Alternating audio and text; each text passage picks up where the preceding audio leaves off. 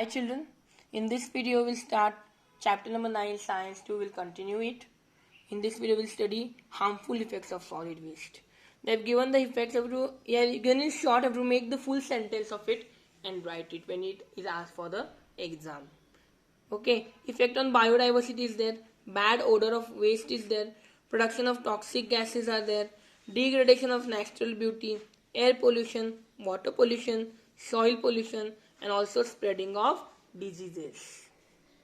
Now see, necessity. Why is solid waste management needed?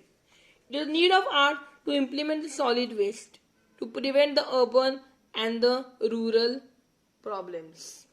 Yes, for this purpose we should implement measures like increase the efficiency of production process so minimum waste will be generated. So now, scientific and eco-friendly waste management, how can we do? Separation and categorization of waste. Dry garbage and wet garbage should be separated. Composting, vermicomposting. Safe landfill sites, proper landfill sites should be there. Vermicomposting. Industrial solid waste management should be done properly by landfill method. Pyrolysis means what? Energy production by burning of waste at high temperature. And biomedical waste management, that is also called as incineration. Next thing, there are 7 principles of solid waste management. This question comes at least 90% for every exam. This question comes. So this question you have to study properly. It is brief question or 4 or 5 marks question. You have to write everything what is there here. 7 principles of solid waste management. 7 R's. Reuse, refuse, recycle, rethink, reduce, research, and regulation and public service. Reuse means after use materials we should reuse it for some other purposes which can be used. Refuse. Refuse to use articles made from non-degradable substance. Don't use like plastic and thermocol. Recycle. Production of useful articles can be recycled to make new articles, new solid waste or new other particles. Rethink. Rethink over our habits, activities which we do which are not good for our health. Reduce. Restriction the use of resources. Avoid the wastage. Don't waste the things. Old materials should be reused which can be reused. Use and throw. Don't use non-degradable substances. Research. Conduct the research related to how can we reuse the materials. You have to find it. You can research it. How to use the old materials again. And regulation and public. Follow the proper laws and rules related to our public services or public awareness. Okay. Think about it is not for a syllabus. See, this is just knowledge, so just do it. It may come for MCQ. Banana peelings, how much time it takes for degradation? 3 to 4 weeks. Cloth bags 1 month. Rags 5 months. Woolen socks 1 year. So just read it.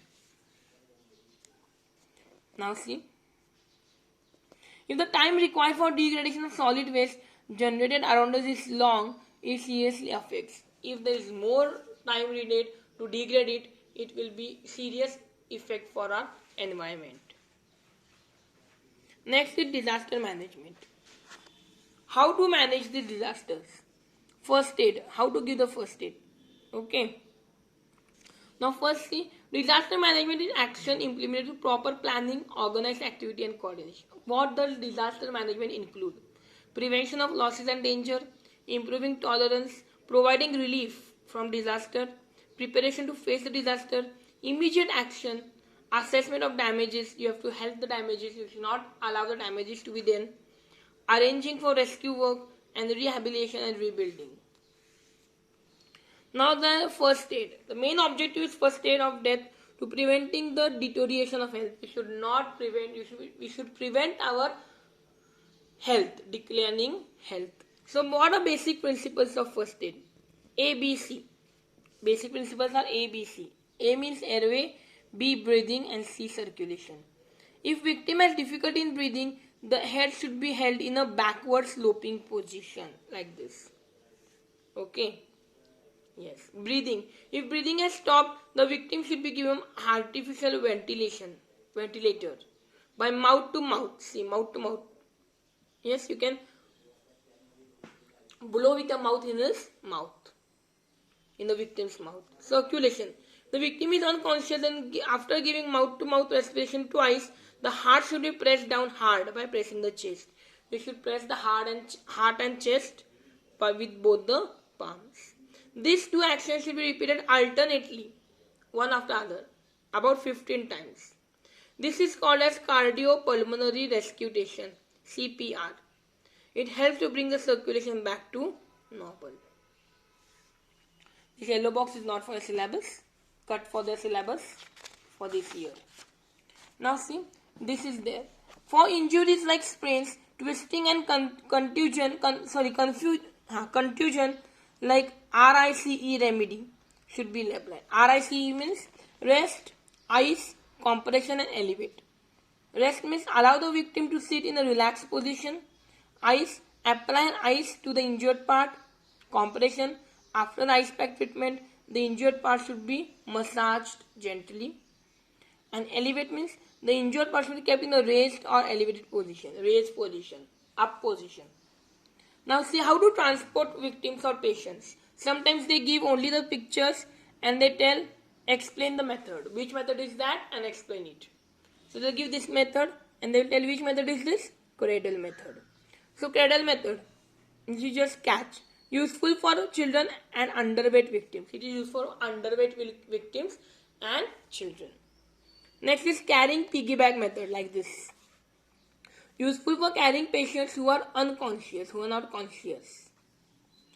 Human crutch method. This is human crutch method. If one of the legs is injured, the victim should be supported with minimum load on other leg. Next is pulling or lifting method. This is used for carrying an unconscious patient through a short distance. Carrying on 4-hand chair. Okay, carrying on 4-hand chair. This is human crutch method and this is 4-hand chair method. This is useful when support is needed for the part below the waist. Carrying on 2-hand chair. Yes, 2-hand chair, here it is. Okay, this is 2-hand chair. This is pulling or lifting method and this is piggyback method. Okay, 2-hand chair. Here it is 2-hand chair. Useful for those patients who cannot use their hands but can hold their body upright. And lastly, stretcher. All of you know stretcher? Yes. In an emergency, if a conventional stretcher is not available, then temporary stretcher can be made using bamboos, blanket, etc. Understood? With this, we complete your science 2 portion here for your terminal exam. Thank you.